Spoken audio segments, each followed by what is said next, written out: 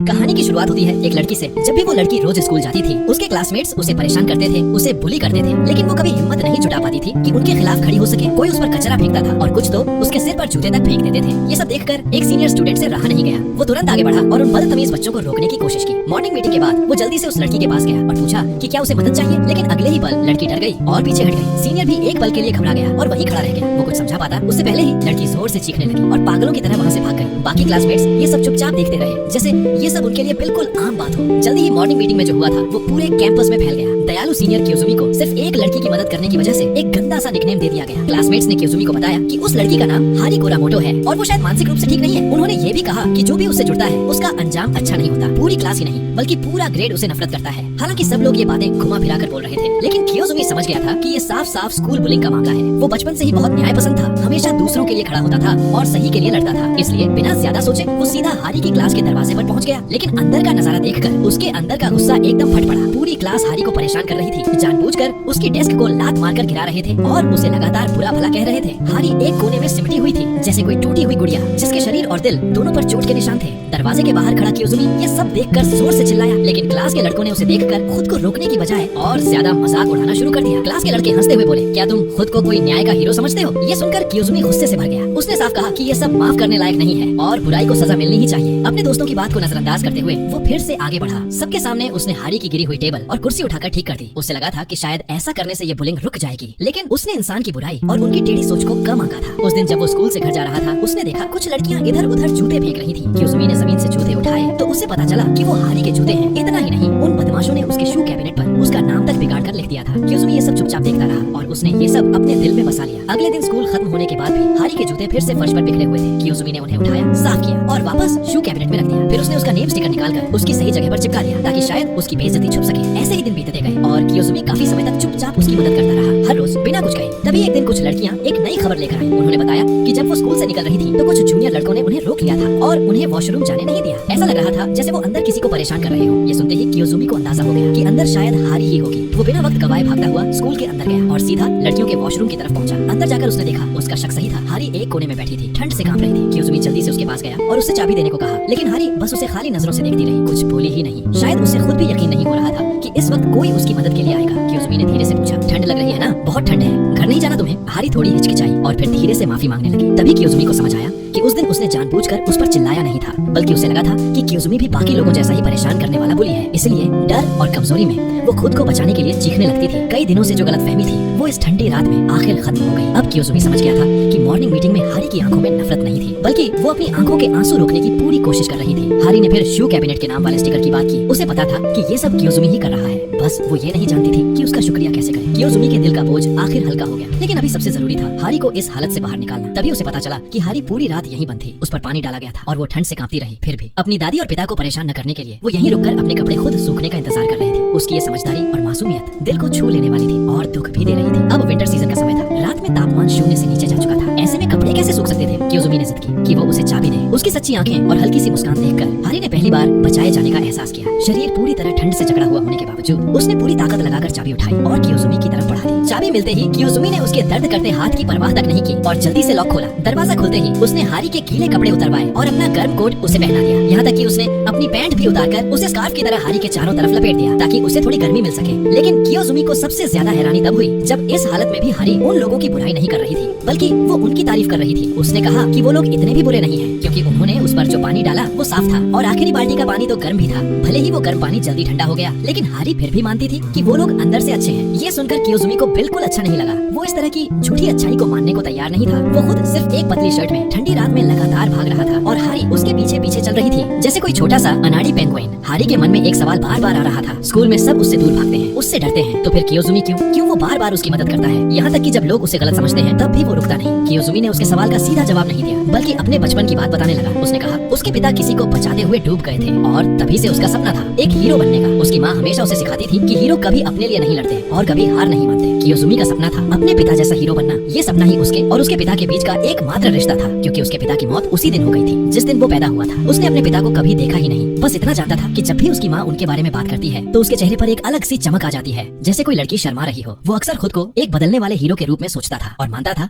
कि तभी वो दूसरों को बचा पाएगा। ये सब सुनकर हारी चुप हो गई, क्योंकि उसने कभी किसी किसी को इतना अच्छा नहीं देखा था। दोनों धीरे धीरे चलते हुए एक लॉन्ड्री तक पहुंच गए। वहाँ की बूढ़ी औरत ने जब हारी के साथ हुई बुलिंग के बारे में सुना तो वो हैरान और गुस्से से भर गई। वो उन बदमाशों को कोसती रही और साथ ही हारी के गीले कपड़े लेकर उन्हें सुखाने लगी। जब हारी ड्राइंग रूम से बाहर आई तो उस दयालु बूढ़ी औरत ने उसे लाल बीन्स वाला सूप दे दिया। कपड़े सूखने में काफी समय लगने वाला था तो दोनों ने सोचा कि कियोजुमी के घर जाकर थोड़ा वक्त बिताते हैं। जैसे ही सूप खोला गया, कियोजुमी ने उसमें गर्म पानी डाला और हारी से कहा 1 मिनट तक गिनती करो। लेकिन हारी तो दीवार की घड़ी की सेकंड वाली सुई को घूरती रही जब तक पूरा 1 मिनट खत्म नहीं हो गया। फिर उसने जल्दी से सूप उठाया और खाने लगी। तभी उसे एक बात पर हैरानी हुई, उसके सूप में 2 चावल के केक थे। उसे क्या पता कि ये एक्स्ट्रा मोची कियोजुमी ने चुपके से उसके लिए डाले थे। हारी को इतनी खुशी से खाते हुए देखकर कियोजुमी को लगा कि आज जो कुछ भी उसने किया सब मायने रखता है। उसे तो ये भी लगने लगा कि जिसे सब अजीब समझते हैं उसमें भी एक प्यारी सी बात है। वो चाहता था कि हारी अब झुककर ना चले बल्कि सिर उठाकर चले और खुलकर बोले जैसे अभी बोल रही है। उसने बिना झिझक हारी की तारीफ की, तुम्हारा नेचर बहुत अच्छा है और तुम काफी इंटरेस्टिंग हो। हारी अभी भी हैरान थी कि कोई उसके साथ इतना धैर्य कैसे रख सकता है। लेकिन कियोजुमी ने उल्टा उससे ही पूछा, क्या हीरो बनने के लिए कोई वजह चाहिए होती है? हारी एक पल के लिए चुप रह गई। उसे समझ ही नहीं आया क्या जवाब दे। तभी कियोजुमी ने कहा कि वो कभी किसी को न बताए कि वो हीरो है। हारी ने सिर हिलाकर हाँ कर दी। कियोजुमी की हिम्मत और उसका आत्मविश्वास हारी के दिल को गहराई से छू गया। जो लड़की हमेशा खुद को कम समझती थी, आज उसके अंदर कुछ बदल रहा था। इस पल वो अब वैसी हारी नहीं रहना चाहती थी जो जरा सा छूने पर टूट जाए। वो कियोजुमी की तरह मजबूत बनना चाहती थी, लेकिन उन लोगों को हराने के लिए नहीं बल्कि आसमान में उड़ते यूएफओ से लड़ने के लिए। कियोजुमी को समझ ही नहीं आया कि वो किस यूएफओ की बात कर रही है। उसे लगा शायद हारी थोड़ी अजीब है और बस यूं ही कुछ भी बोल रही है। धीरे धीरे 1 घंटा बीत गया और हारी के कपड़े सूखकर वापस मिल गए। दोनों अलग होने लगे, लेकिन जाते जाते भी कियोजुमी उसे ये सिखाना नहीं भूला कि बुली करने वालों का सामना कैसे करना है। वो आसमान की तरफ उंगली उठाकर एनीमे वाले डायलॉग्स दोहराने लगा। उसे खुद पता था कि वो इस वक्त थोड़ा अजीब लग रहा है, लेकिन जब उसने हारी को दिल खोलकर हंसते देखा तो उसे अपनी शर्मिंदगी की कोई परवाह नहीं रही। इस तरह एक खुशनुमा रात बीत गई। अगली सुबह जब कियोजुमी घर से निकलने वाला था तभी उसे वही लॉन्ड्री वाली बूढ़ी औरत मिल गई। वो खास तौर पर उसके लिए केक बनाकर लाई थी और बोली कि ये हारी को दे देना। उसकी बातों से साफ था कि उसे हारी के साथ जो हुआ उसका बहुत दुख है। थोड़ी देर बाद कियोजुमी एक पुल पर बैठा था, हाथ में केक लिए और किसी का इंतजार कर रहा था। वो थोड़ा नर्वस था क्योंकि ये पहली बार था जब वो किसी लड़की का पब्लिक में इंतजार कर रहा था। अचानक उसने ऊपर देखा तो हारी बिना आवाज किए उसके सामने खड़ी थी। वो एक पल के लिए डर गया, लेकिन फिर उसने महसूस किया कि आज की हारी पहले से बिल्कुल अलग है। उसने अब अपने माथे को बालों से नहीं छुपाया था और उसके चेहरे पर वो उदासी भी नहीं थी। वो अब एक नए उगते सूरज की तरह लग रही थी। कियोजुमी ने भी उसकी तारीफ की अपने सरल शब्दों में। उसने केक हारी को दिए और हारी की आंखों में हैरानी साफ दिख रही थी क्योंकि किसी ने उसे पहले कभी कुछ दिया ही नहीं था। कियोजुमी ने ये भी कहा कि अब से वो रोज यही उसका इंतजार करेगा और दोनों साथ में स्कूल जाएंगे। ये सुनकर हारी के लिए ये सब किसी सपने जैसा था। उसे पहली बार महसूस हुआ कि कोई उसे अहमियत दे रहा है। दोनों साथ चलते हुए स्कूल जाने लगे, रास्ते में अलग अलग बातें करते हुए। आज हारी सच में बहुत खुश थी। तभी उसकी क्लासमेट ओजाकी उनके पास से गुजरी और उसने भी हारी में आया बदलाव देख लिया। उसने अपने बैग से एक चश्मे का डिब्बा निकाला। दरअसल कियोजुमी ही अकेला नहीं था जिसे उस दिन की बात पता थी। जब ओजाकी वॉशरूम पहुंची थी तो उसे सिर्फ हारी का गिरा हुआ चश्मा मिला था। आज वो उसे वापस देने आई थी। ओजाकी को भी हारी के साथ हुई चीजों का दुख था, लेकिन पहले वो हारी से बात करने की हिम्मत नहीं जुटा पाती थी। लेकिन सिर्फ 2 लोगों की अच्छाई इतने सारे बुरे लोगों को नहीं रोक सकती थी। एक दिन लंच टाइम पर कियोजुमी ने फिर से देखा कि हारी को बुली किया जा रहा है, लेकिन इस बार ओजाकी आगे आई और उसने हारी को अपने पीछे छुपा लिया। लेकिन पुलिस ने ओजाकी को भी परेशान करना शुरू कर दिया। लेकिन तभी हारी अचानक उनके सामने आकर खड़ी हो गई और वही ट्रांसफॉर्मेशन वाला एक्शन करने लगी जो कियोजुमी ने उसे सिखाया था। उसने जोर से कहा, मुझे परेशान करना है तो करो, लेकिन मेरे दोस्तों को नहीं। ये देखकर एक लड़के ने गुस्से में एक डिब्बा उठाया और हारी की तरफ फेंक दिया, लेकिन कियोजुमी ने तुरंत बीच में आकर उसे रोक लिया और हारी को चोट लगने से बचा लिया। टीचर भी आ गए, लेकिन हमेशा की तरह देर से। अब बात पेरेंट्स तक पहुंचाने की होने लगी, लेकिन हारी नहीं चाहती थी कि उसके पिता को ये सब पता चले और उसकी वजह काफी अजीब थी। वो कहती थी कि उसे कभी सच में चोट नहीं लगी क्योंकि वो लोग उसे खून तक नहीं निकाल पाए। हारी हमेशा यही चाहती थी कि सब कुछ शांति से रहे। कियोजुमी उसे देखता रहा, इतनी अच्छी, लेकिन कहीं न कहीं डरपोक भी। उसे समझ नहीं आ रहा था कि उसे कैसे समझाए, लेकिन उसके दिल में हारी को बचाने की भावना और तेज होती जा रही थी। अब वो रोज उसी रास्ते पर उसका इंतजार करता और दोनों साथ में स्कूल आते जाते। धीरे धीरे दोनों के बीच दूरी कम होने लगी और हारी के माथे पर गिरते बाल जैसे उसके दिल का अंधेरा धीरे धीरे हटने लगा। लेकिन एक दिन कियोजुमी की नजर हारी की कलाई पर पड़ी। वहाँ एक गहरा निशान था। क्या उसे फिर से बुली किया गया था? ये जानने के लिए वो अपने दोस्तों के साथ एक छोटा सा एक्सपेरिमेंट करता है, लेकिन उसे समझ आ जाता है कि हारी की चोट कुछ अलग है। अगले दिन वो एक टॉफी देकर हारी से उसका हाथ उठाने को कहता है और इस बार वो साफ देख लेता है कि ये निशान कुछ और ही कहानी बता रहे हैं। उसे शक होता है कि हारी सिर्फ स्कूल बुलिंग ही नहीं कुछ और भी छुपा रही है। वो सीधे हारी को, जो एग्जाम देने जा रही थी, अपने घर ले आता है और बहाना बनाता है कि उसे पुराने नोट्स देगा। असल में वो सच्चाई जानना चाहता था। जैसे ही वो ऊपर नोट्स लेने जाता है उसी वक्त उसकी माँ घर लौट आती है। हारी को देखकर वो उसे कियोजुमी की गर्लफ्रेंड समझ बैठती है और बड़े प्यार से उसके साथ बैठकर कियोजुमी की बचपन की तस्वीरें दिखाने लगती है। फिर डिनर का टाइम होता है और वो हारी को रुकने के लिए कहती है, लेकिन हारी अचानक घबरा जाती है क्योंकि अगर वो 7 बजे से पहले घर नहीं पहुंची तो उसके पिता उसे डांटेंगे। उसकी घबराहट देखकर कियोजुमी की माँ समझ जाती है कि कुछ गड़बड़ है, तो वो खुद उसे घर छोड़ने का फैसला करती है। रास्ते में हारी को अपने पिता की गाड़ी दिखती है। वो जल्दी से खिड़की खोलकर आवाज देती है, लेकिन उसके पिता उसे अनदेखा कर देते हैं और अचानक गाड़ी पीछे करने लगते हैं, जिससे एक बड़ा हादसा होते होते बचता है। किस्मत से कियोजुमी की माँ की ड्राइविंग अच्छी थी तो सब ठीक रहा। हारी के पिता के चेहरे पर जरा भी खुशी नहीं थी, जिससे हारी और भी डर गई। वो अपने पिता के पास बहुत संभल कर खड़ी थी, जैसे वो उसके अपने पिता नहीं बल्कि कोई अजनबी हो। लेकिन कियोजुमी की माँ बहुत ही गर्मजोशी से बात कर रही थी, जैसे वो एक अच्छा इंप्रेशन छोड़ना चाहती हो। वो बार बार हारी के लिए चिंता जता रही थी और इसी दौरान कियोजुमी की माँ को काफी जिज्ञासा हुई। उन्हें लगा कि एक अकेले आदमी के लिए अपनी बूढ़ी माँ और बच्चे का ख्याल रखना कितना मुश्किल होता होगा। तब हारी के पिता ने बताया कि उन्होंने उसकी दादी को एक नर्सिंग होम में भेज दिया है। ये सुनते ही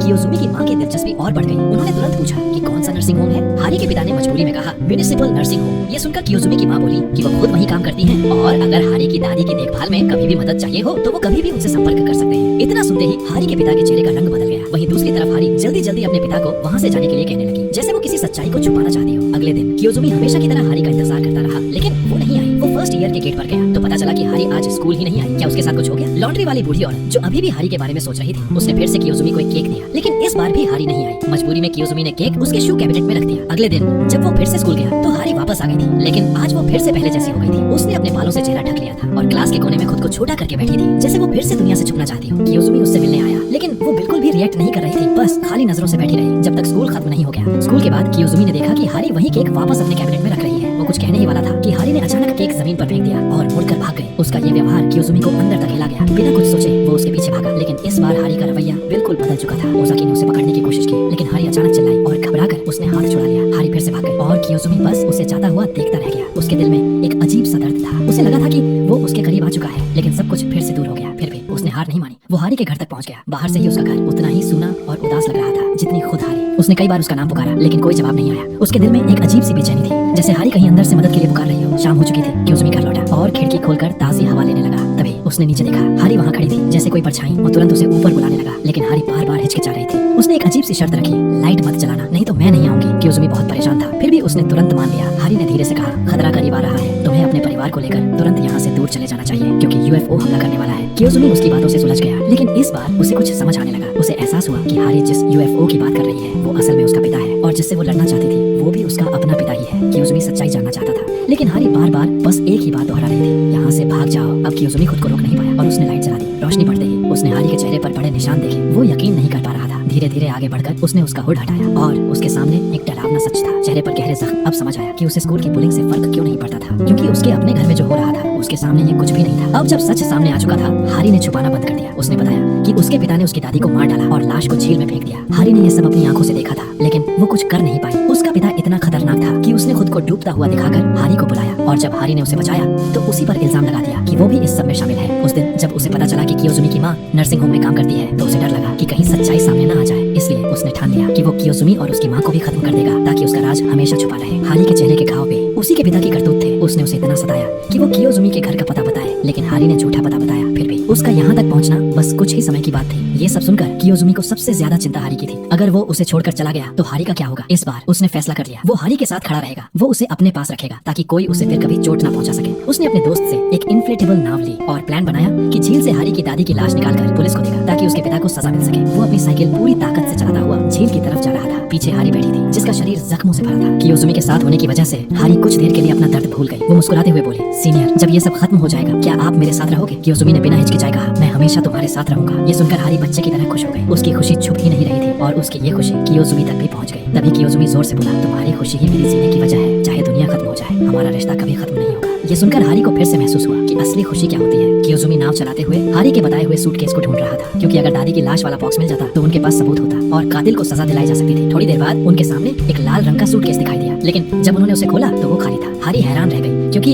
दादी वाला बॉक्स नीला था और ये लाल सूटकेस उसकी माँ का था। अब तक हारी यही सोचती थी कि उसकी माँ उन्हें छोड़कर चली गई थी, लेकिन जैसे ही उसे उस बॉक्स में अपनी माँ की इयररिंग्स मिली, उसे सच समझ आ गया। उसकी माँ भागी नहीं थी, बल्कि उसे भी उसके पिता ने मार डाला था और उसकी लाश भी इसी झील में फेंक दी गई थी। अब मामला इतना बड़ा हो चुका था कि ये दोनों अकेले इसे संभाल नहीं सकते थे। इसीलिए कियोजुमी ने फैसला किया कि वो पुलिस को बुलाएगा। लेकिन जैसे ही वो घर के दरवाजे पर पहुंचे, उसे याद आया कि चाबी तो उसके पास है ही नहीं, और इससे भी डरावनी बात, उसके पिता की गाड़ी बाहर खड़ी थी। हारी के दिल में अचानक डर बैठ गया और तभी उसका डर सच हो गया। उसका पिता चुपके से उनके पीछे आ चुका था। उसने गोल्फ क्लब उठाया और बिना कुछ सोचे कियोजुमी पर वार कर दिया। बेचारा कियोजुमी संभल भी नहीं पाया। और जमीन पर गिर पड़ा। हारी जिसने उसे धोखा दिया था वो भी कैसे बचते, उसे भी बुरी तरह मारा गया। एक पल में वो जगह नरक जैसी बन गई और उसका पिता जैसे कोई राक्षस हो। वो सबूत मिटाने के लिए पागल हो चुका था। वो दोनों को घसीटकर घर के अंदर ले गया और आग लगाकर सब कुछ खत्म करना चाहता था। दोनों बुरी तरह घायल थे लेकिन उन्होंने हार नहीं मानी। कियोजुमी को अपना वादा याद आया कि वो एक हीरो बनेगा। भारी चोटों के बावजूद उसने पूरी ताकत लगाकर अपनी उंगली उठाई, वही इशारा जो वो पहले कई बार कर चुके थे। ये एक तरह का उनका सीक्रेट सिग्नल था। इसने कियोजुमी को हिम्मत दी और हारी को ताकत। हारी ने भी कांपते हुए हाथ से दूर से वही इशारा किया। उनकी इस आस्था ने उन्हें फिर से खड़ा कर दिया। उसी वक्त उसका पिता अपनी पत्नी की इयररिंग्स देख रहा था और तभी हारी अचानक उठी और गोल्फ क्लब से उस पर वार कर दिया। इस बार हारी खुद अपनी हीरो बन गई और उसने अपने यूएफओ को हरा दिया। उसने न सिर्फ खुद को बचाया बल्कि कियोजुमी को भी, जैसे उसने उसे हमेशा बचाया था। आखिरकार उसकी अंधेरी जिंदगी खत्म हो गई और वो राक्षस अब उसे कभी नुकसान नहीं पहुंचा सकता था। जब कियोजुमी को होश आया वो अस्पताल में था। उसकी माँ और उसके दोस्त उसके आसपास थे। पुलिस ने झील से 2 लाशें भी बरामद की जो हारी की माँ और दादी की थी और हारी को